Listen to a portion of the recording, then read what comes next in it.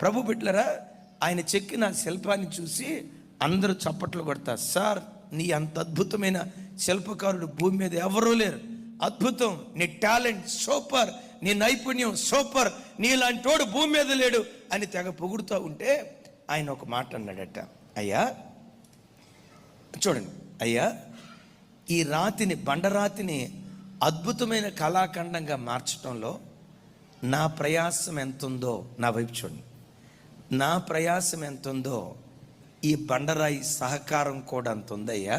ఇది అట్లా సహకరించబట్టే నేను అద్భుతమైన కళాఖండంగా దాన్ని మార్చగలిగాను.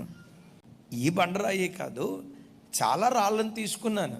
కొన్ని రాళ్ళు ఏం చేసాయో తెలుసా, నేను సుత్తితో కొట్టేటప్పుడు కొన్ని పగిలిపోయినాయి, మరికొన్ని నేను ఎట్లా చెక్కాలనుకున్నానో దానికంటే కొన్ని ఎక్కువగా చెక్కబడ్డాయి, కొన్ని తక్కువగా. నేను ఎట్లా చెక్కాలనుకున్నానో అలా చెక్కబడలేదు. కానీ ఈ బండరాయి ఉంది చూసారా, నేను చెక్కేటప్పుడు నా చేతులకు తను అప్పగించుకుంది. అది నేను ఎట్లా చెక్కుతున్నానో అట్లాగే అది చెక్కబట్టడానికి ఇష్టపడింది.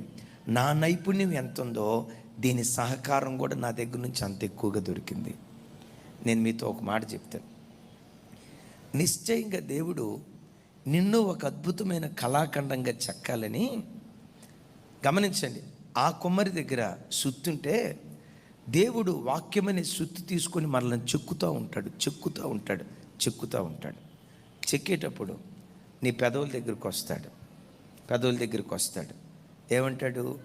అబద్ధమాడు పెదవులు యెహోవాకు హేయం, అబద్ధపు మాట తీసేయి.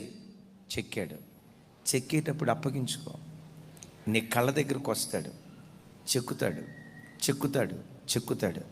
నీ కళ్ళల్లో కాముకత్వపు చూపుంది, తీసేయి. పరస్త్రీని వ్యామోహంగా చూసే వ్యక్తిత్వం ఉంది, తీసేయి. హృదయం దగ్గరకు వస్తాడు, హృదయం డాంబిక హృదయంగా ఉంది, చెక్కేయి.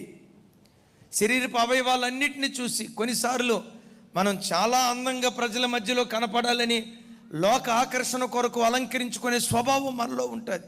దేవుడు అంటాడు, లోకం ఆకర్షించేటట్లుగా నేత్రాశ, శరీరాశ, జీవపడము నీలో ఉండకూడదు, చెక్కేయి అంటాడు. దేవుడు వాక్యం చేత చెక్కేటప్పుడు ఆ శిల్పకారుడి చేతులకు నిన్ను అప్పగించుకుంటే మహా గొప్ప సంస్కారవంతుడిగా దేవుడు నిన్ను మార్చగలుగుతాడు.